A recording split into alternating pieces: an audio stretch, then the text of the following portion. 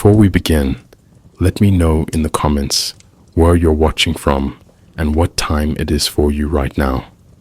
This subject, Nyarlathotep, and his possible motives, demands more than casual interest. It requires a willingness to ask questions that cannot be safely answered. Among the vast pantheon of beings in H.P. Lovecraft's literary cosmos, Nyarlathotep alone exhibits an unsettling trait, volition. While others drift in indifference or slumber in cyclopean vaults, this one walks among us, speaks, deceives, and seems, above all else, to care. That is what makes him terrifying. Not brute force, not alien form, but the possibility of a will that engages humanity directly. First appearing in 1920, during a fevered period of Lovecraft's life, Nyarlathotep is neither a god in the traditional sense, nor a demon in the folkloric one. He is something else, a crawling intellect that mocks reason, ruptures understanding, and manipulates with theatrical precision. He performs, he lectures, he listens, and unlike the other outer gods, he speaks with intent. We must pause here. In a cosmology defined by amoral silence, why does one voice still echo? This investigation is not a biography. It is an autopsy of meaning, performed on a figure who may, in the end, be dissecting us. Over the next 4 parts, we will move from Nyarlathotep's mythic origins through his philosophical function, literary manifestations, and cultural afterlives. Each section will suggest more than it resolves. Each page will bring us closer to an answer we should perhaps never seek. But now that we've begun, the question has already taken root. What does Nyarlathotep really want from humanity? Nyarlathotep emerged not from myth, but from a very particular moment in literary and personal history, a moment defined by cultural collapse, intellectual exhaustion, and the erosion of Enlightenment certainty. Written in late 1920, H.P. Lovecraft's prose poem, Nyarlathotep, was composed during what he later called a period of nervous prostration, marked by insomnia, paranoia, and an overriding sense of dread. This was not simply creative embellishment. Lovecraft had been struggling to adjust to post-war America, a country he felt was unraveling socially, racially, and morally. Nyarlathotep surfaced amid his worsening health and increasing alienation from modernity. It is no accident that its central figure is a traveler, a showman, and a destroyer of minds. He enters not like a god descending from the stars, but like a charismatic nightmare walking off the stage. This initial portrayal matters, for it sets Nyarlathotep apart from the rest of Lovecraft's pantheon, not distant, not dormant, but actively infiltrating modern life. To fully grasp Lovecraft's intent, we must place this work within its wider cultural moment. The year 1920 followed closely after the First World War, a conflict that had shattered illusions about progress, reason, and civilization. War's machinery, gas, wire, bombs, bureaucracies, revealed that the very tools of human advancement could be turned toward annihilation.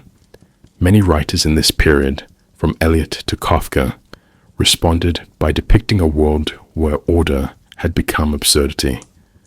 Lovecraft's response was more metaphysical, but no less devastating. In Nyarlathotep, he offered a figure who uses science and spectacle not to illuminate truth, but to induce epistemic collapse. The demonstrations that Nyarlathotep performs, bizarre, electric, irresistible, mimic the emerging technologies of the 20th century. The implication is chilling. What if knowledge itself becomes the vehicle of horror? Consider carefully.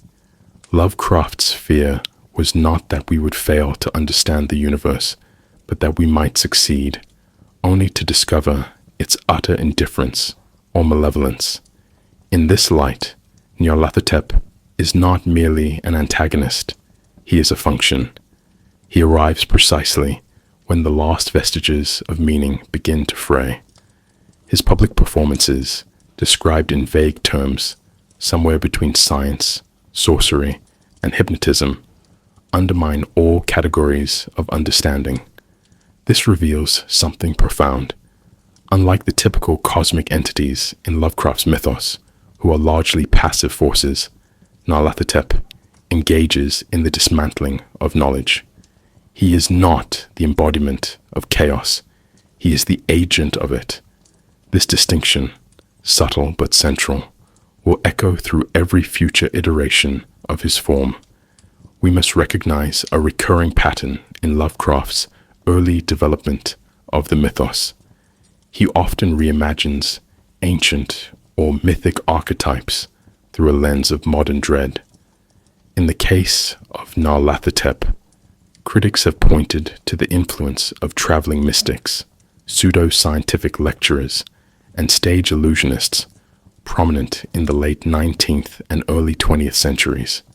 Figures like Aleister Crowley, who was publicly accused of being everything from a Satanist to a spy, blurred the line between performance and belief, charisma and madness. It is likely no coincidence that Lovecraft chose Egypt as the birthplace of his crawling chaos, given Western obsession with Egyptology following the 1912 discoveries at Amarna and the 1922 excavation of Tutankhamun's tomb. The Black Pharaoh persona evokes both colonial fantasy and racialized fear, a deliberately uncomfortable synthesis. But unlike the inert mummies of pulp horror, Nyarlathotep moves. He smiles. He answers questions. This historical framing makes Nyarlathotep's uniqueness more than a literary curiosity. It becomes a psychological and cultural indicator. While most of Lovecraft's entities operate on scales so vast that they remain incomprehensible, Nyarlathotep collapses that distance. He is here, now, and interested. His interest, however, is a violation. Early readers may not have noticed the inversion at work.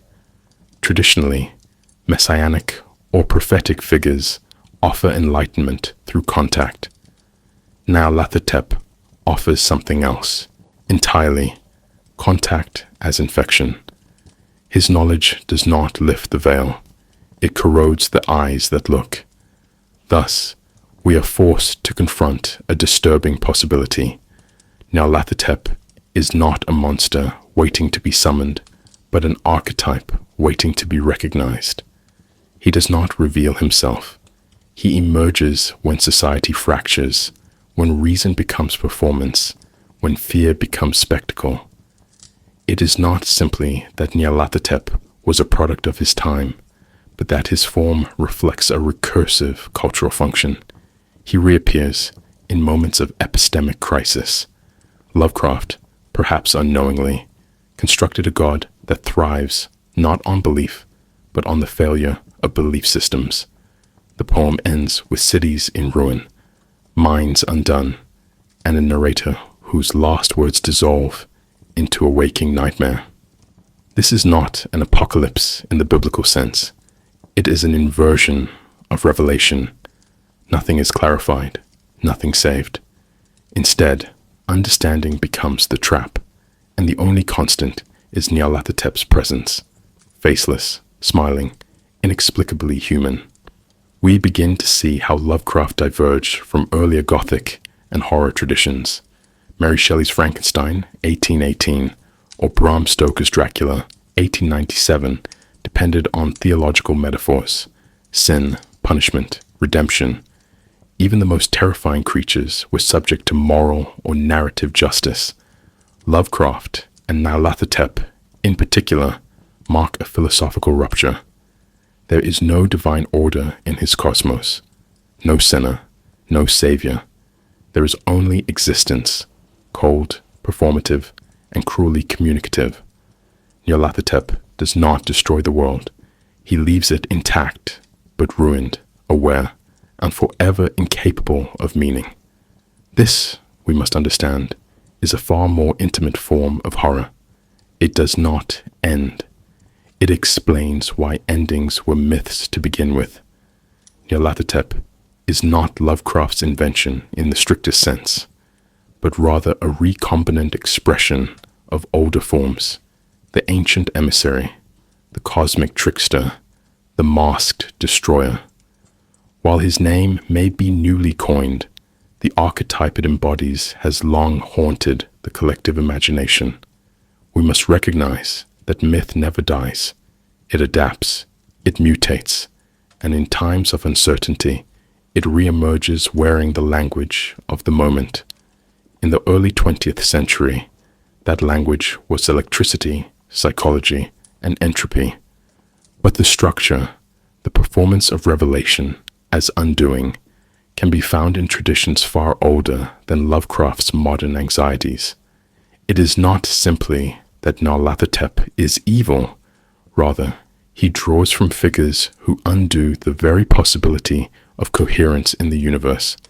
That is what makes him so dangerous.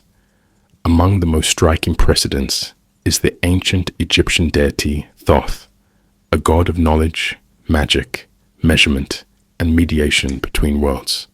Thoth, in certain late-period esoteric texts, is said to have authored books that could grant divine power, but at the cost of madness or death.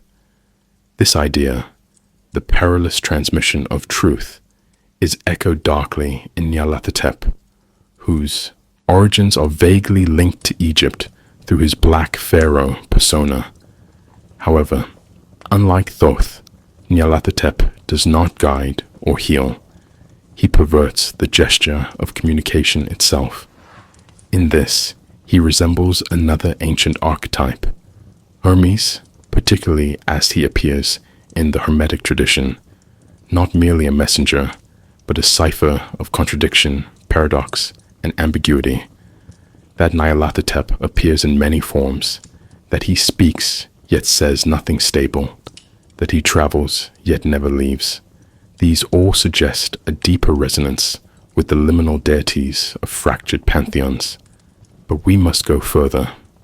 Consider the Norse god Loki, not the trickster of marvelized humor, but the older, more dangerous figure from the Eddas. Loki is a destabilizer, a shapeshifter, a being who enables both the gods' successes and their destruction. He moves between realms, crossing categories, shifting genders, unmaking oaths. Importantly, Loki's end is Ragnarok, the end of worlds, but he is also the one who initiates the process. In this, the comparison to Nyarlathotep is not incidental. Both serve a function the world requires, yet cannot survive, the agent of cosmic disclosure. Not the storm, but the breach in the sky. Not the death, but the whisper that convinces the soul it was already dead.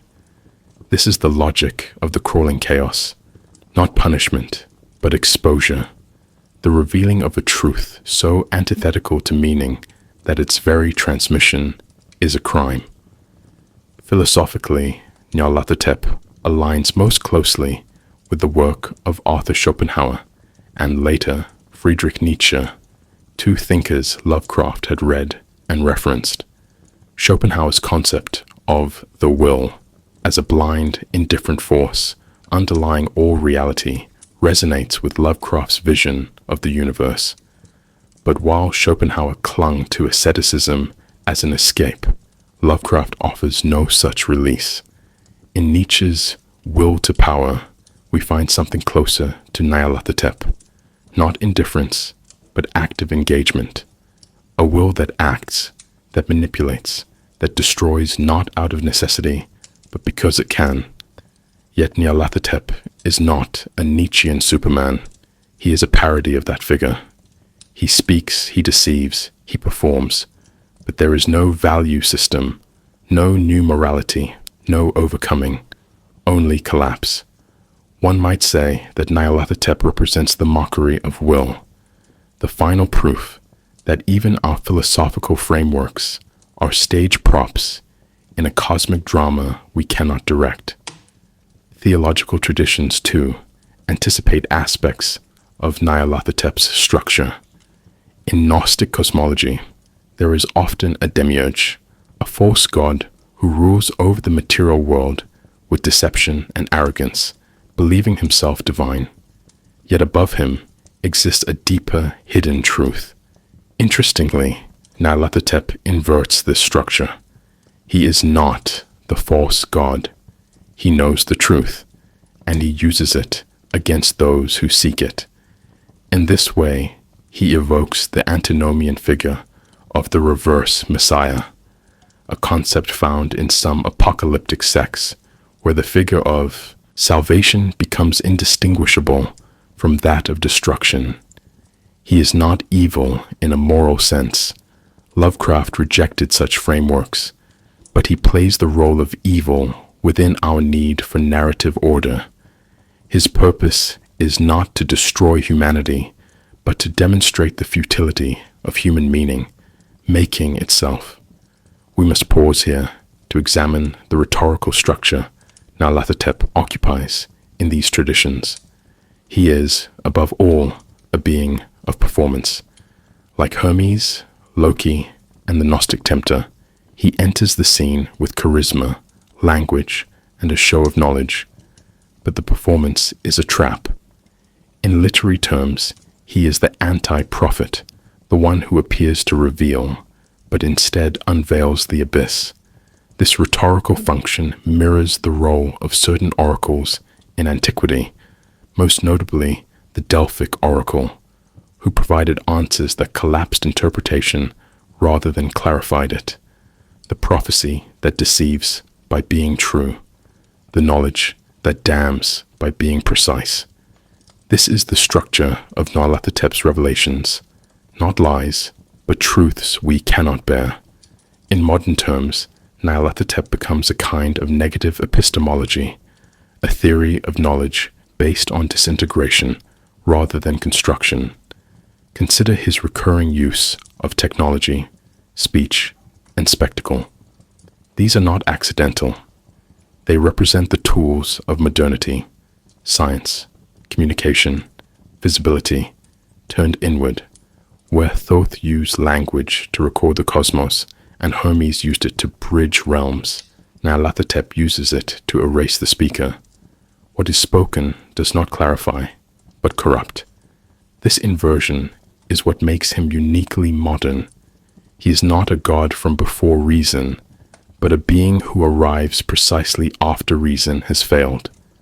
That failure, increasingly evident in Lovecraft's time, finds its most enduring metaphor in the crawling chaos. Nyarlathotep's very name resists comprehension, and that resistance is intentional. In Lovecraft's universe, names carry more than referential function. They operate as sigils, as distortions, as epistemic glitches. We must recognize that the word Nyarlathotep does not merely label a character, it performs his essence. There is no known etymological root, no linguistic family to which it clearly belongs. The effect is destabilizing. Like the entity it describes, the name hovers between familiarity and alienness. Phonetically, it straddles the boundaries of ancient Egyptian resonance and invented language, its syllables fluctuating between rhythmic chant and mechanical shriek. This ambiguity is not accidental. It is the first infection, the earliest symptom of conceptual dissonance. By attempting to pronounce his name, the reader becomes complicit in its transmission. The name first appears in Lovecraft's 1920 prose poem Nyarlathotep, without translation or exposition. It arrives fully formed, already feared. Lovecraft later claimed that the name came to him in a dream, an assertion that invites symbolic interpretation. Dreams, after all, are spaces where language fragments, where identity becomes unmoored, and where the psyche confronts itself in unfamiliar forms. To invent a name in such a state is to bypass conscious control, tapping into something deeper, less rational. This origin reflects the linguistic role Nyarlathotep would go on to play. His name is not a tool of meaning, but a carrier of unmeaning. It does not open the world, but seals it shut. One might say that his name is not a key, but a lock, not an invocation, but a curse. Consider carefully the phonetic structure, Nyarlathotep. It echoes Egyptian, vaguely, like Hotep, meaning peace or satisfaction in ancient Egyptian names, e.g., Imhotep, Ptahhotep. But Naya and Lath are alien elements, lacking precedent. The result is a hybrid, not a corruption of language, but a language already corrupted. This evokes the psychological effect Lovecraft aimed to create, a sense of having encountered something ancient yet wrong, as though a sacred word had been twisted by forces that do not understand reverence. Compare this to the construction of names in Tolkien's Elvish or in Biblical Hebrew, languages built to encode harmony and structure. Nyarlathotep's name does the opposite. It disorients. It resists repetition. It feels dangerous to say aloud. This aligns with Lovecraft's repeated theme that language, when pushed far enough, becomes a threat to its users. This reveals something profound about Nyarlathotep's symbolic function. In Lovecraft's Mythos, language often betrays its speakers. Scholars translate forbidden texts only to be unmade. Cultists chant syllables they cannot understand. The act of naming, which in classical magical systems grants power, becomes instead an opening through which power seeps into the world. Nyarlathotep reverses the ancient magical principle of nomen est omen. The name is not a sign of power over the being, but a sign of the being's power over you. The name acts like a mimetic virus. Once heard or read, it embeds itself, not through meaning, but through suggestion. It cannot be decoded because it was never meant to be. Its function is not to be understood, but to be recognized, like a whisper you've heard before in dreams. We must pause here and compare this to other uses of symbolic language in horror. In Clive Barker's Hellraiser, the lament configuration is a puzzle box whose solution opens gateways. In the Necronomicon, incantations bring forth incomprehensible realities, but in both cases, language still does something. With Nyarlathotep, the language undoes. There is no transactional logic, no invocation for a reward system. The name does not summon him, it spreads him. It is not magic in the traditional sense. It is closer to contamination. Every repetition is an act of complicity. Every effort to translate it more deeply entangles the interpreter. The name is not a message from the outer void. It is the void, localized in speech. And yet, Lovecraft returns to names and sigils obsessively. The mythos is crowded with impossible words, Azathoth, Shub-Niggurath, Yog-Sothoth, but none of these are as mobile, as performative, as vocal as Nyarlathotep. He is the only one who speaks with clarity. He lectures, he whispers, he wears human voices like masks. This invites another level of analysis, the voice as symbol. Throughout history, oracular speech has been tied to gods, to madness, to truth. But Nyarlathotep speaks not to enlighten, but to ensnare. His words are precise. They cause terror not because they are unknowable, but because they sound plausible.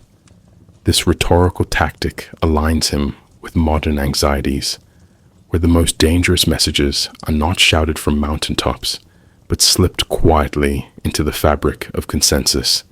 He does not roar. He narrates. In this, we see Lovecraft anticipating a modern problem. language as performance, as disinformation, as ontological threat. What happens when the signifiers no longer point to stable meaning? What happens when the voice we hear is intelligible but malevolent? Nyarlathotep prefigures our contemporary fear of systems we can pass but not trust. Deepfakes, algorithmic manipulation, post-truth discourse. These are linguistic analogues of Nyarlathotep's speech. He does not break language. He uses it flawlessly against itself. This is the final inversion, where once language was the mark of the human. In Nyarlathotep, it becomes the site of our undoing. We are not silenced. We are spoken through. In constructing Nyarlathotep, Lovecraft did not simply invent a character, he embedded a myth. But unlike traditional mythology, which grows from ritual and oral culture, Lovecraft's mythos arises through deliberate artifice. We must recognize this distinction. Lovecraft creates the illusion of ancientness, not by recounting inherited tales, but by fabricating the infrastructure of belief. This includes false texts, shadowy authors, and decaying manuscripts, all designed to suggest a deeper, older tradition just beyond our grasp. The result is a uniquely modern form of myth-making, where authenticity is not drawn from origin, but from form. Nyarlathotep becomes real not because he has history, but because his narrative mimics the patterns of historical truth. This is the machinery of hoax as metaphysics. The mythos operates through nested unreliability. Stories cite fictional texts, the Necronomicon, the Book of Ibon, which are said to quote older, untraceable sources. Nyarlathotep appears not as an introduction, but as a recurring presence, already known, already feared. This recursive structure gives the impression that Lovecraft is not inventing so much as recovering.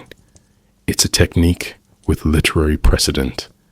Consider how Cervantes presents Don Quixote as a translation of an Arabic chronicle, or how Borges invented texts spiral into footnotes and apocrypha.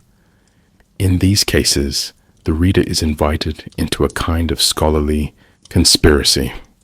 Lovecraft intensifies this approach by withholding information. Nyarlathotep's motives are never explained. His origins are fragmented across inconsistent accounts. The very gaps in the narrative become the engine of belief. This reveals something profound about Lovecraft's method. He does not build myth through exposition, but through fragments. He borrows the language of archival decay, crumbling pages, torn diaries, sudden silences. Readers are made to feel they are glimpsing pieces of a lost cosmology, much like archaeologists brushing dust from a ruin they cannot fully interpret. This style borrows from 19th century Gothic fiction, especially the epistolary form, but pushes further. In stories like The Haunter of the Dark, 1935, Nyarlathotep appears only indirectly, implied through scribbled journal entries, occult fragments, and contradictory witness reports. The effect is cumulative. Nyarlathotep becomes more terrifying, not because we see him, but because we are surrounded by the consequences of his presence. Consider carefully. This is not a passive aesthetic choice. It is a rhetorical strategy. By never fully resolving the nature of Nyarlathotep, Lovecraft preserves the ambiguity necessary for mythic resonance. Claude Lévi-Strauss argued that myth functions to resolve contradictions in human experience, life and death, order and chaos, known and unknown. Lovecraft's myth, by contrast, amplifies these contradictions. Nyarlathotep is both known and unknowable, articulate and incomprehensible, physical and symbolic. The myth he occupies does not offer resolution. It creates permanent tension. The audience is left in a state of cognitive suspension, unable to fix meaning. In this way, Lovecraft weaponizes narrative incompletion. The gaps in the record become the horror. We can trace this strategy to earlier models of textual mystification. The forged grimoires of the Renaissance, texts like the Key of Solomon or the Book of Abramelin, offered elaborate systems of magic grounded in invented authority. Their power lay not in truth, but in the performance of truth. Similarly, Lovecraft's mad Arab Abdul al-Hazred, the supposed author of the Necronomicon, functions less as a character than as a narrative anchor. He lends weight to Nyarlathotep's myth, not by revealing details, but by suggesting that such details exist somewhere, hidden. The Necronomicon does not describe Nyarlathotep in full. It gestures toward him, implying entire chapters suppressed or lost. In this, the mythos aligns with esoteric traditions in which forbidden knowledge must always remain partial, withheld, or encoded. This technique has had lasting consequences. Modern occult subcultures, from chaos magic practitioners to online fictional religions, often blur the line between fiction and belief. Nyarlathotep appears in these circles not just as a reference, but as a usable symbol. The genius of Lovecraft's method is that it leaves just enough space for appropriation. His mythos is modular. Because no single account of Nyarlathotep is definitive, he can be adapted into dreams, games, rituals, texts, without contradiction. This mutability is not a weakness. It is the source of his narrative virality. Like a meme or a symbol from a half-remembered dream, he survives because he is incomplete. Nyarlathotep is not merely a character within the mythos. He is the embodiment of certain philosophical terrors unique to cosmic horror. To understand him is not to map a psychology, but to trace the contours of conceptual collapse. Lovecraftian horror, at its most potent, operates not through spectacle, but through ideas, vast, indifferent truths that unravel meaning itself. Nyarlathotep is the most articulate representative of these truths. While other entities in the mythos express the unknowable through distance or silence, Nyarlathotep speaks, and what he says, or more precisely, what his existence suggests, reflects three interlocking concepts at the heart of cosmic horror: human insignificance, entropy as metaphysical law, and the collapse of boundaries between dream and reality. These ideas are not merely thematic, they are invasive. They change the reader by implication, leaving behind questions that cannot be safely unasked. The first and most familiar concept is insignificance. Cosmic horror begins with the premise that the universe is not anthropocentric. It is vast, ancient, and structurally indifferent. In many of Lovecraft's stories, this idea is presented as passive.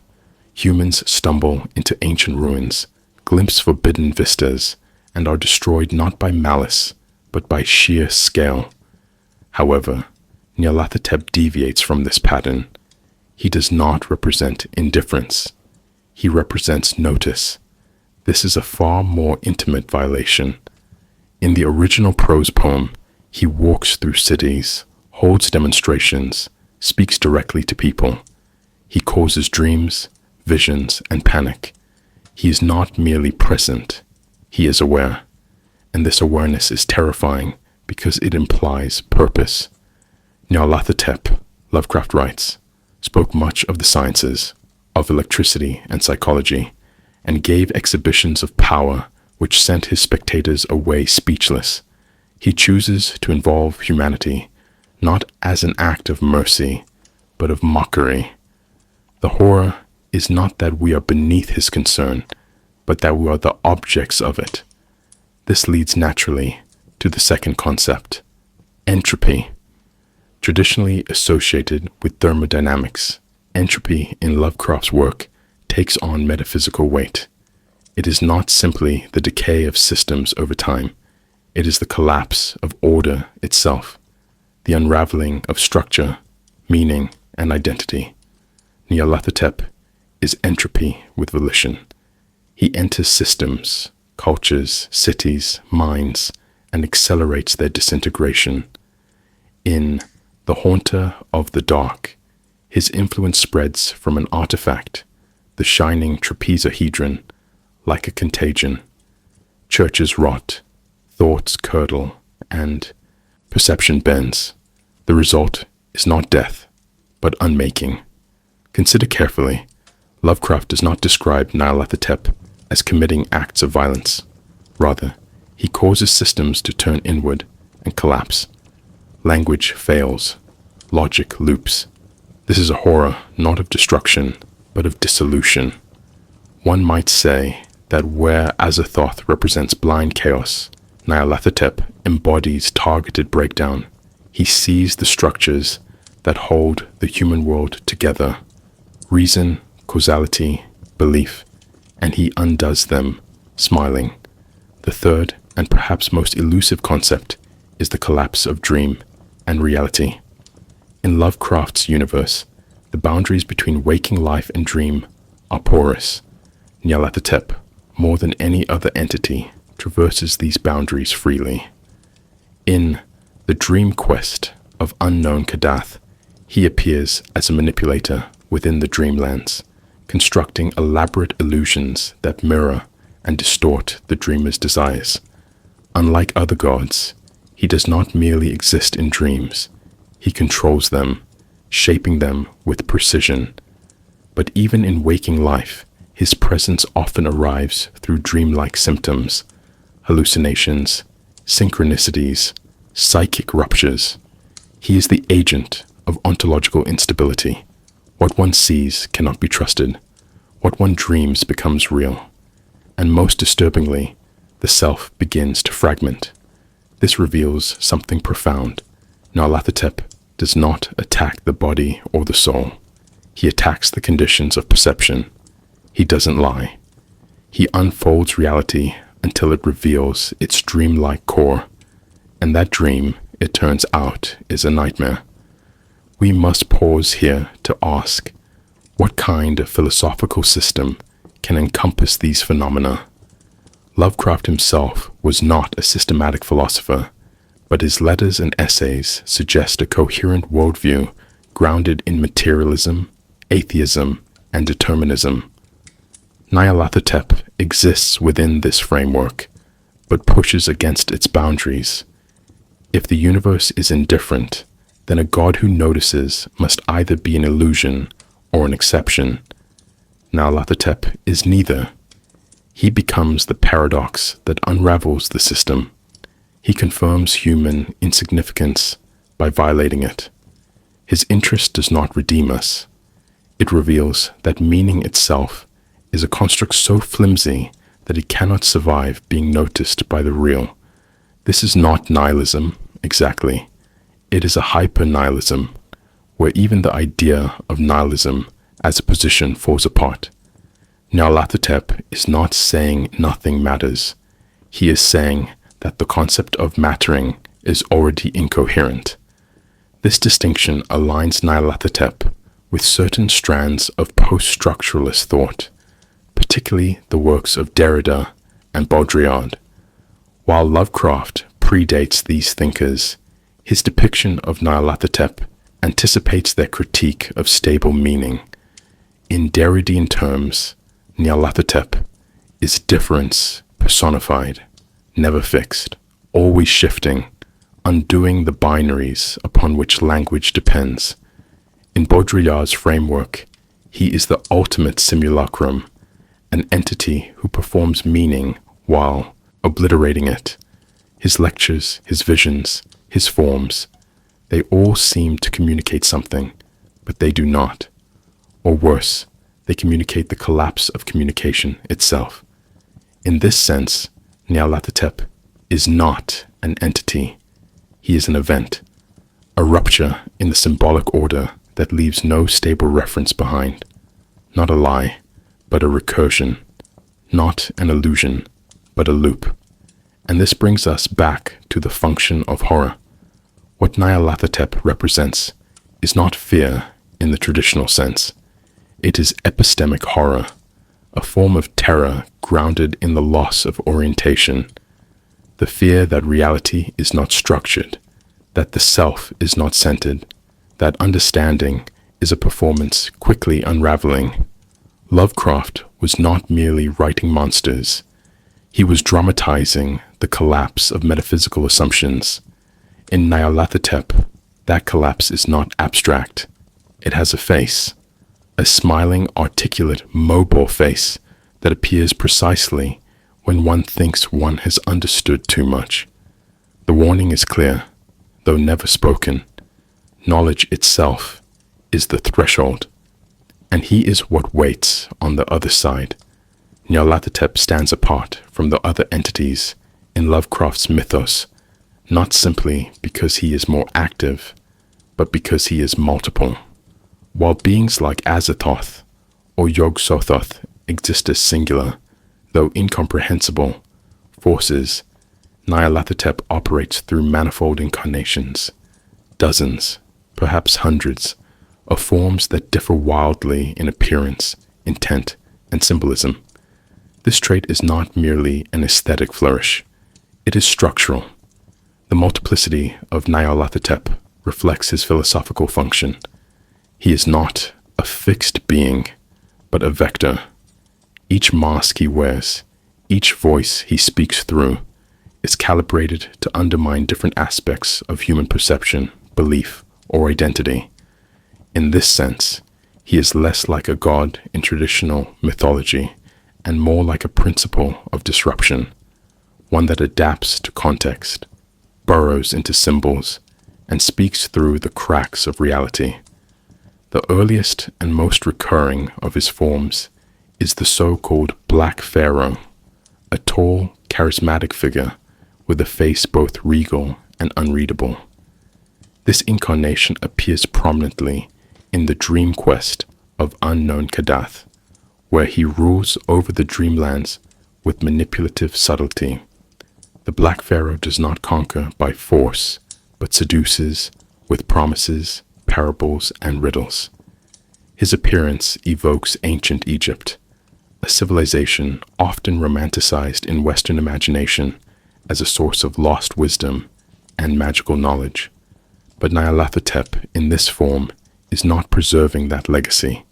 He is performing it, hollowing it out from within. He adopts the posture of divine authority to lure the mind into compliance. His regality is the trap.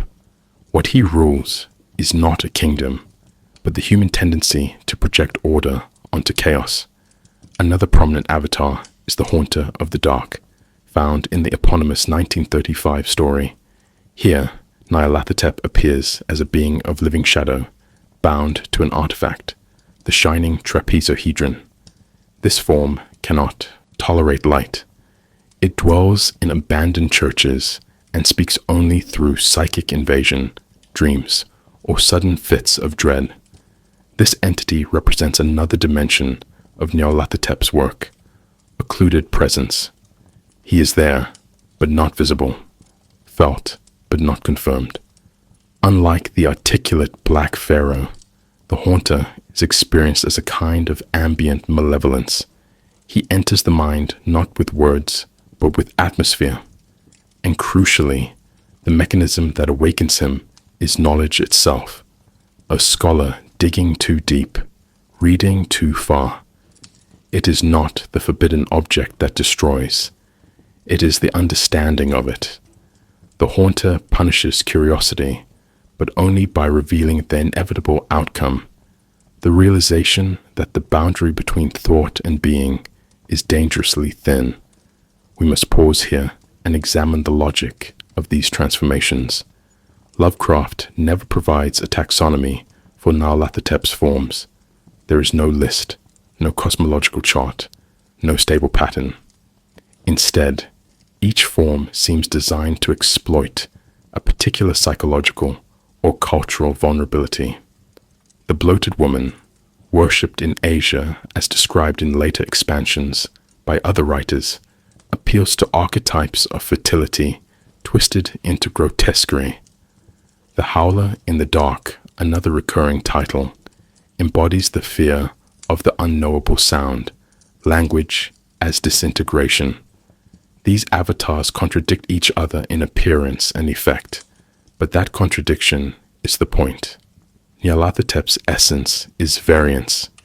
He is, to borrow from postmodern theory, the sliding signifier, a symbol that detaches from any fixed meaning and becomes a machine for producing uncertainty. This reveals something profound. Form, for Nyarlathotep, is a weaponized semiotic strategy. It is not simply that Nyarlathotep takes on forms, it is that each form performs a disruption of meaning in a different register. Where other entities in the mythos often dissolve the mind through sheer scale or alien geometry, Nyarlathotep dismembers the symbolic order through which humans make sense of experience. In religious terms, he imitates messiahs, prophets, and demons, but always slightly wrong, as if mocking the categories themselves. In scientific terms, he performs demonstrations that leave audiences gibbering, not because they fail to understand, but because what they understand cannot be integrated. And in dream logic, he moves through symbolic landscapes as both architect and virus. These roles are not contradictory. They are rotating masks on a single mechanism of epistemic assault. Lovecraft never describes Nyarlathotep's true form, and this omission is essential.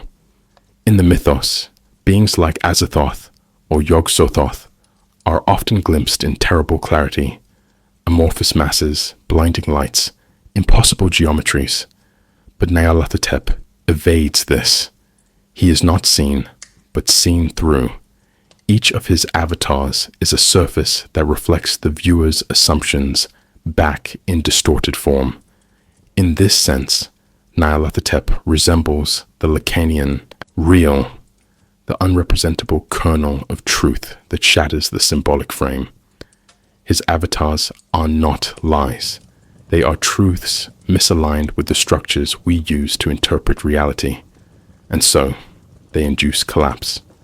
When he appears as a pharaoh, the lie is not in the costume. It is in the human need to see hierarchy. When he appears as a shadow, the horror is not in darkness. It is in the absence of form where meaning should reside. Madness is a recurring consequence of human contact with the entities in Lovecraft's mythos. But in the case of Nyarlathotep, this madness is neither accidental nor collateral. It is intentional. Unlike other cosmic beings, whose presence inadvertently shatters the human mind through sheer scale, incomprehensible geometry, or unfiltered time, Nyarlathotep curates his effects. He crafts them. He chooses his moments. Madness, in his hands, is not a symptom. It is a medium. We must recognize this shift. The function of madness in Nyarlathotep's narratives is not to illustrate the fragility of the mind, but to demonstrate its permeability. His interactions with humans serve as laboratories of meaning, each encounter tailored to produce a specific fracture in perception.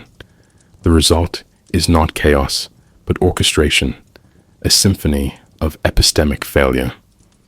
The most important distinction here is that Nyarlathotep interacts. In the prose poem of 1920, he walks the streets, invites the public to his exhibitions, and speaks fluently of wonders which sent his hearers away speechless. The narrator attends these demonstrations willingly, fascinated by the performance, and emerges disoriented and terrified, unable to rejoin consensus reality. This reveals something profound. Nyarlathotep does not compel the mind to madness. He seduces it toward collapse. His method is participatory. He allows people to step into his world, to listen, to ask questions. The horror is not that he invades the mind by force, but that he shows people how fragile their minds already are. It is not possession, it is invitation, not violation, but complicity. In The Dreams in the Witch House, 1932, though not named directly, Nyarlathotep is widely understood to operate behind the scenes as the Black Man, a diabolical figure appearing in dreams and cult rites. The protagonist, Walter Gilman, begins as a rational mathematician exploring non-Euclidean geometries. As he delves deeper, the language of dream and nightmare overtakes his waking reality.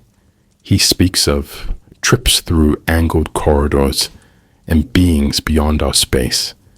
His demise is not merely physical, it is ontological. His self dissolves. This is Nyarlathotep's preferred mode of interaction, not sudden terror, but gradual reformatting. The human mind does not break like glass. It bends, then folds, then forgets it was ever whole. This process echoes Nietzsche's warning in Beyond Good and Evil. If you gaze long into an abyss, the abyss gazes also into you. But in Nyarlathotep's case, the abyss smiles and teaches. Consider carefully the type of madness Nyarlathotep induces. It is not wild frenzy or incoherent babble, but pattern recognition taken too far. His victims often describe connections that no one else can see. They perceive unseen forces, ancient logics, geometries embedded in the everyday. This resembles the psychological condition known as apophenia, the human tendency to perceive meaningful patterns within random data.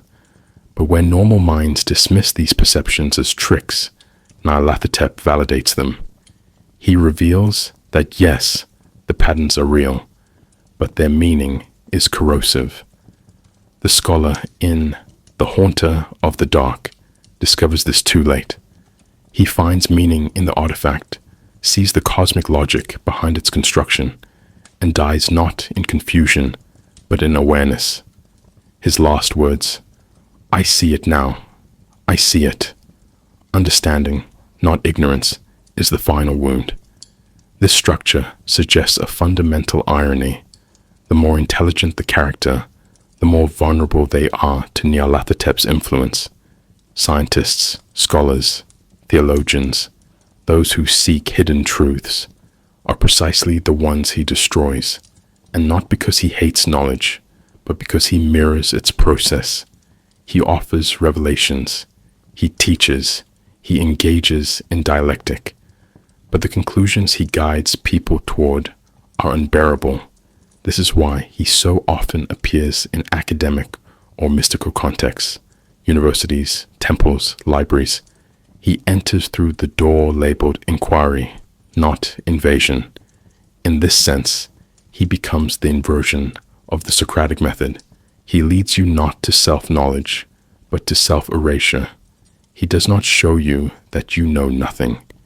He shows you that what you thought was knowledge was always a lie. We must pause here to ask what this madness actually is. In classical literature, madness often signaled divine punishment or moral imbalance. In Romanticism, it became a symbol of genius, of insight too great for the world to bear. Lovecraft's madness is neither. It is structural collapse, not a deviation from reason, but the moment when reason turns against itself. Nyarlathotep's victims go mad not because they are weak, but because they are correct. Their minds accurately apprehend something that cannot be integrated into human frameworks. Madness, then, becomes a form of clarity that the mind cannot contain. In Nyarlathotep's narratives, to lose one's sanity is not to wander, it is to arrive. But the destination is uninhabitable. In Lovecraft's Mythos, knowledge is not redemptive. It does not empower, does not elevate, does not draw one nearer to truth. in any comforting sense. Instead, knowledge, particularly the kind offered or provoked by Nyarlathotep, functions as a corrosive solvent. It eats through frameworks of thought, dissolving the very categories by which reality is structured. We must recognize that Nyarlathotep does not simply know forbidden things. He is the distributor of forbidden knowledge, a provocateur of epistemic catastrophe. He spreads understanding as infection. To encounter him is to have one's worldview replaced, not with another, but with the collapse of the very idea that worldviews can cohere. The knowledge he offers is not hidden. It is wrong-shaped, anti-structural. It does not sit quietly in the mind. It pulls the mind inside out. This dynamic is most clearly dramatized in Lovecraft's recurring motif of the forbidden text, the Necronomicon, the Pnakotic manuscripts, the Book of Ibon. These are not plot devices, but conceptual weapons.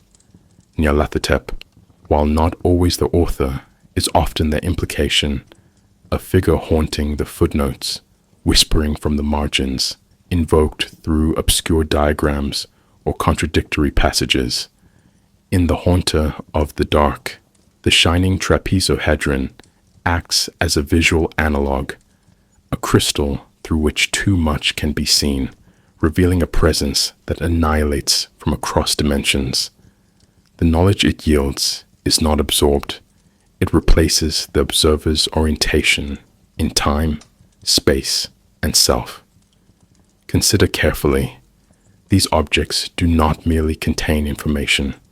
They alter the conditions under which information can be processed.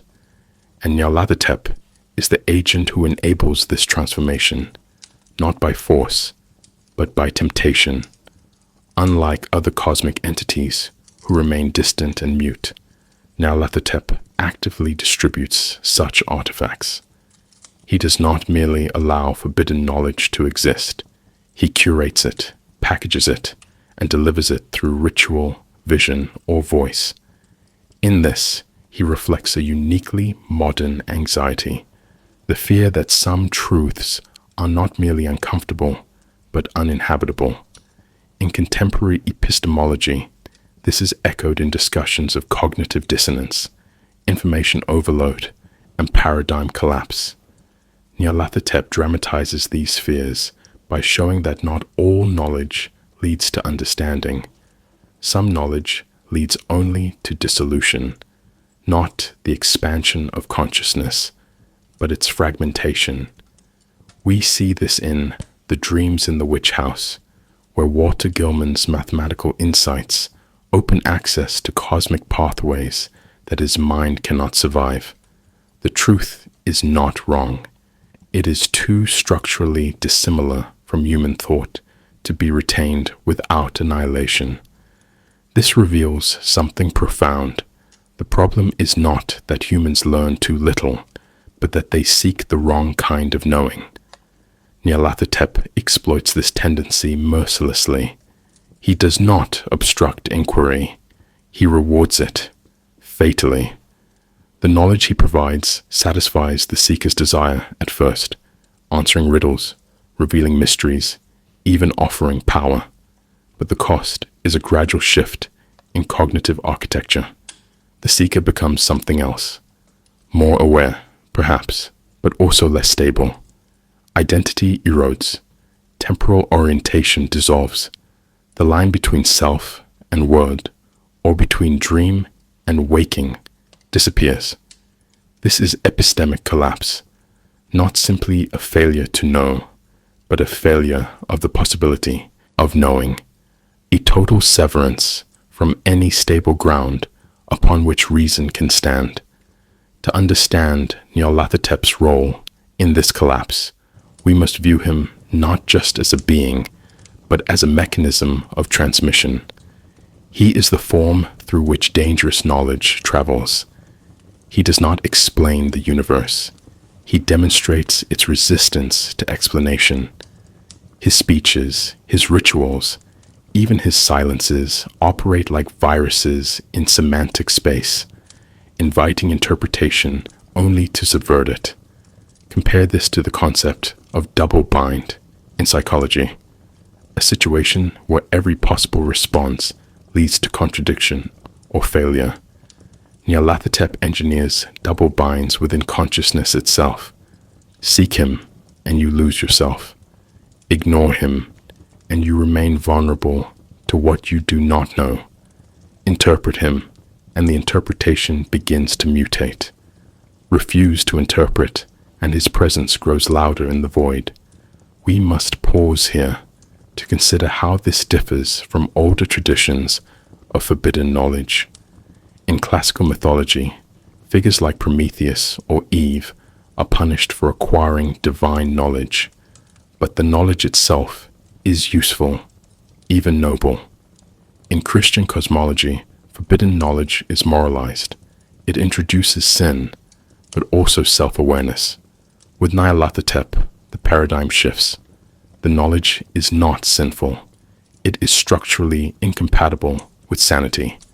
The punishment is not external. It is internal, emergent, self-replicating. Knowledge becomes a vector of ontological decay, and Nyarlathotep's genius lies in his ability to offer it as a gift. He is the anti-redeemer, the dark analog of enlightenment. Where prophets bring vision, he brings recursive blindness that looks like sight. Nyarlathotep's literary emergence is as distinctive as his philosophical function. While many of Lovecraft's creations debut obliquely, referred to in passing, or invoked through cryptic texts, Nyarlathotep arrives front and center as the titular figure of Lovecraft's 1920 prose poem, Nyarlathotep. This first appearance is not a story in any conventional sense, but a ritualized encounter, presented as a first-person confession laced with dream logic and escalating dread. We must recognize the significance of this. Nyarlathotep does not enter the mythos through backstory or exposition. He arrives, already named, already feared, already powerful. The poem reads like a plague document from a collapsing psyche, and this framing, intimate, vague, testimonial, sets the tone for all future appearances. Here, Nyarlathotep is not explained. He is experienced. And from the beginning, the reader is placed not outside the horror, but within its unfolding. The poem's opening line is deceptively simple. Nyarlathotep, the crawling chaos. I am the last. I will tell the audient void. This strange declaration sets up the framework of existential isolation and testimonial burden. The narrator speaks as if transmitting a warning to nothingness, as if even language has become untethered from audience.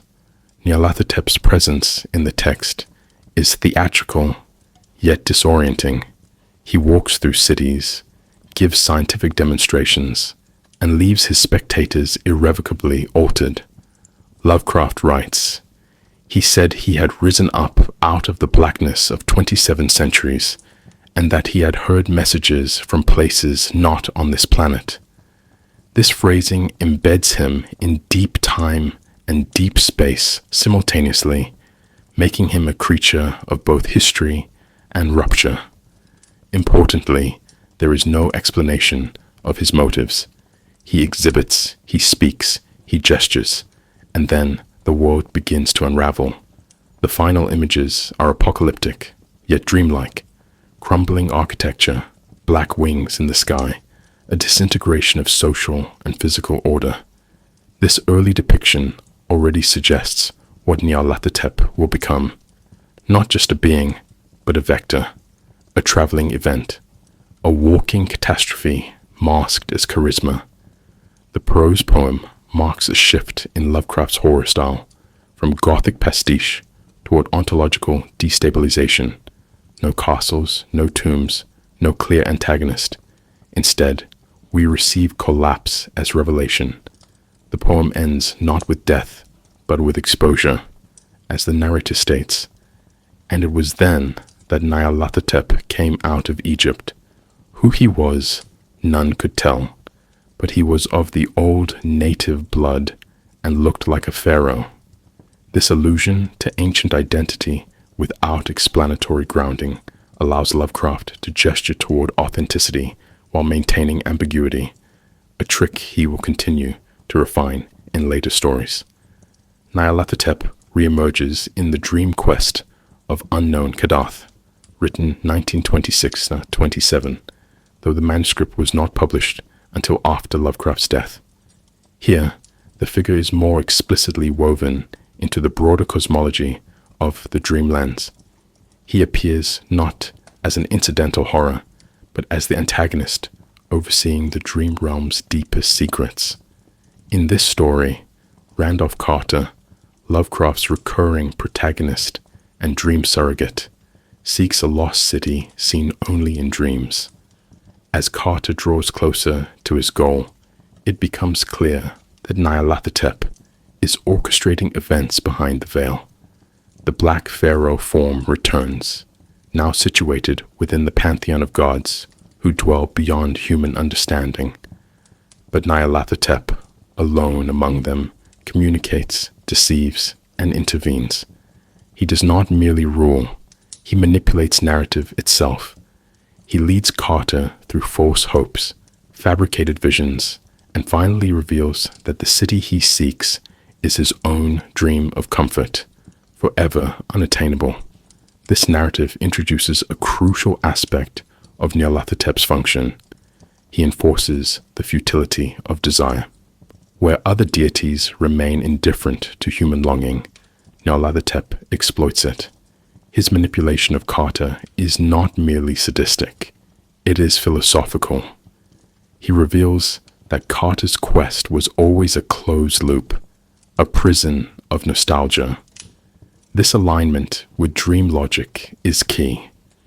In both texts, Nyarlathotep appears most vividly at the moment when perception dissolves. He is not the bringer of nightmares, but the reminder that waking life is also a dream, a fragile framework clung to by minds that fear their own contingency.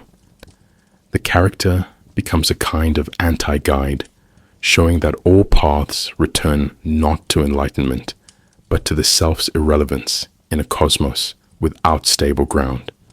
We must pause here and observe how Lovecraft embeds Nyarlathotep across multiple narratives through reference rather than presence.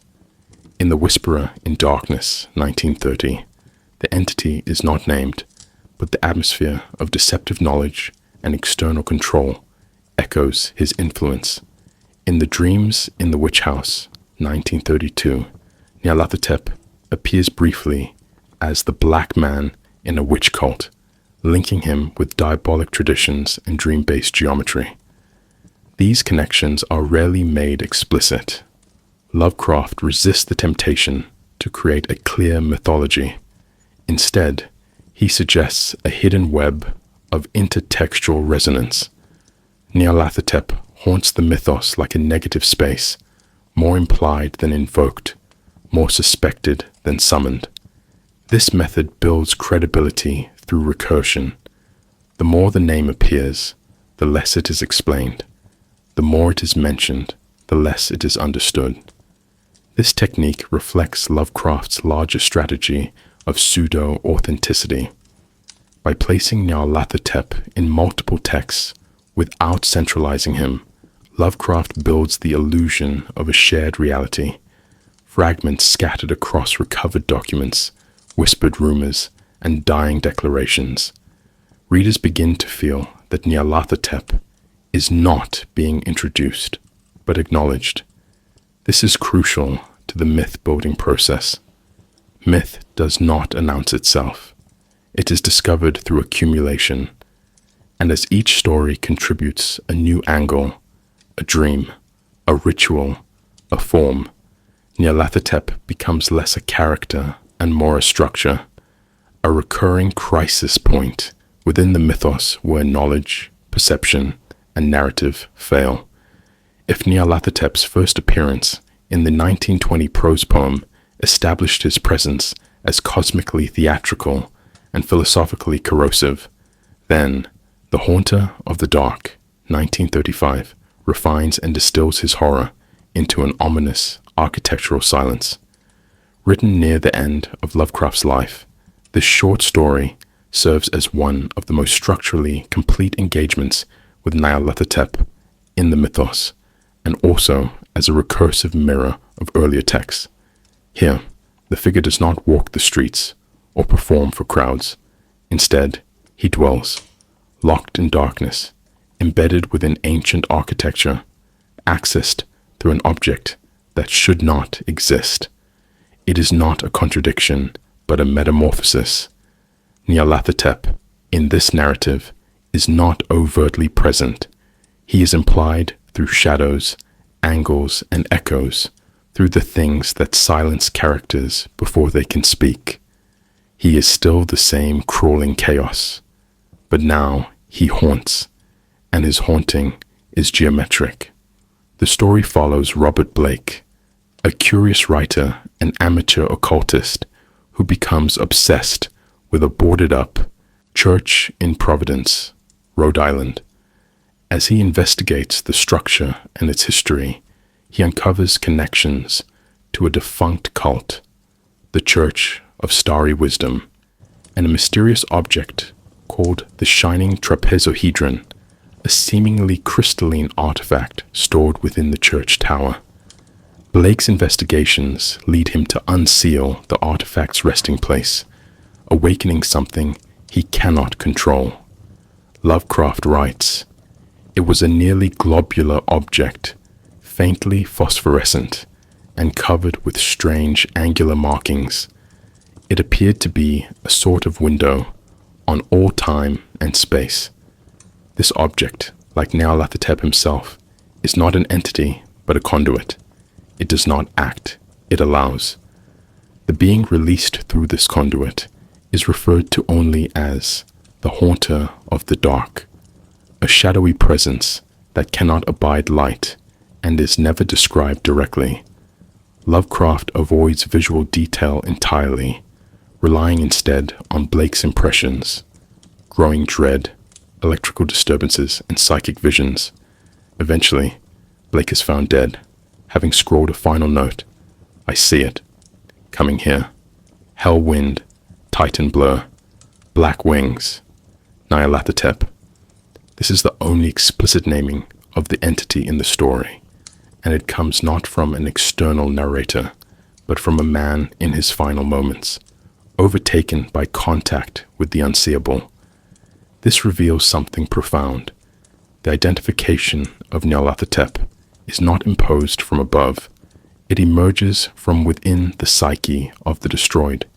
He is not introduced. He is realized, and realization is synonymous with annihilation. Structurally, the story unfolds through Blake's investigations, diary entries, and newspaper clippings, a fragmented documentary form that replicates the mythos's emphasis on partial knowledge. The horror arises not from spectacle, but from accumulation. Each layer, Blake's readings, the history of the church, the electrical storms, adds weight to a growing sense of inevitability. The return of the haunter is not sudden. It is summoned by the act of seeking itself. Blake does not die because he is foolish. He dies because he asks questions whose answers unmake the questioner. This recursive trap is central to Nyarlathotep's narrative function. He rewards curiosity with collapse, not punishment, but feedback, not vengeance, but response. One might say that he is not the antagonist of the story. The story is his action. We must also observe how Nyarlathotep's presence in this tale represents a further evolution in Lovecraft's cosmology. In earlier stories, Nyarlathotep was mobile, theatrical, even social. In The Haunter of the Dark, he becomes embedded in place, an ambient threat localized through material objects. This shift reflects a deepening of Lovecraft's cosmic pessimism. Nyarlathotep no longer needs to appear. He merely needs to exist in potentiality. His silence, his absence, becomes sufficient to corrode. The church becomes a kind of spatial theology, not a house of worship, but a shrine to entropy. The trapezohedron, in turn, is a symbolic artifact, a clear structure that reveals too much. As a metaphor, it resembles Borges's Aleph, a point in space that contains all other points, but corrupted, its vision not beautiful, but unbearable. Thematically, the story collapses the distinction between external evil and internal fixation. Blake's descent is not prompted by external threats. It is his desire to know, to see, that sets the story in motion. In this, the narrative aligns Nyarlathotep with the tradition of the forbidden divine. Like Lucifer in Milton's Paradise Lost or the Gnostic Demiurge, Nyarlathotep offers not lies, but truths that cannot be harmonized with human limits. But unlike those figures, he offers no ideology, no alternate moral framework. He simply is, and his existence negates the possibility of narrative closure. Blake does not learn a final truth. He becomes a vessel for its arrival, then breaks. The only resolution is silence. Intertextually, The Haunter of the Dark also marks Lovecraft's recursive engagement with his own mythos. He connects the artifact to the cult of starry wisdom, previously hinted at in The Whisperer in Darkness. He references the city of Carcosa, drawn from Robert W. Chambers's The King in Yellow, and in doing so, he folds Nyarlathotep into a network of external literary mythologies, suggesting that this being exceeds even Lovecraft's own corpus. He is not a character confined to stories. He is a presence that haunts the act of storytelling. He appears when enough fragments accumulate. When the light flickers and the structure creaks, he steps into the space that opens, not with form, but with function. If The Haunter of the Dark presents Nyarlathotep as a silent catastrophe embodied in place, then The Dream Quest of Unknown Kadath reveals him as a speaking intelligence, articulate, manipulative, and disturbingly invested in human longing. Written between 1926 and 1927, though unpublished until after Lovecraft's death, this dream epic is one of the few texts in which Nyarlathotep engages directly and extensively with the protagonist. His influence is not hidden behind artifacts or shadows. It is dialogic, woven into the fabric of Randolph Carter's quest. We must recognize how significant this shift is. Carter's encounter with Nyarlathotep is not a brush with cosmic horror, but an interrogation.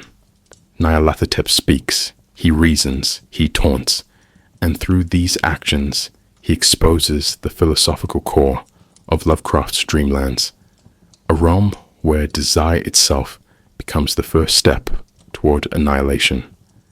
The premise of the story is deceptively simple. Carter dreams of a beautiful sunset city, a memory, perhaps, of childhood. Overcome with longing, he seeks the gods of dream to learn its location. His journey moves through fantastical landscapes, sky palaces, underworld caverns, moon beasts, zoogs, ghouls, and enchanted forests. The narrative often reads like a surreal adventure tale, recalling Lord Dunsany's influence on early Lovecraft. Yet beneath the whimsy lies an escalating sense of dread, because Carter's quest is circular. Every path he takes folds back on itself. Each revelation becomes another layer of misdirection. This narrative design mirrors Nyarlathotep's method, promising clarity while delivering only deeper ambiguity. Nyarlathotep finally appears near the climax, assuming his most iconic form, The Black Pharaoh, a figure of regal poise and cold amusement. Lovecraft describes him as having eyes like deep, dark pools and a voice that echoed across eternities. His presence is at once majestic and terrifying, an embodiment of authority without benevolence.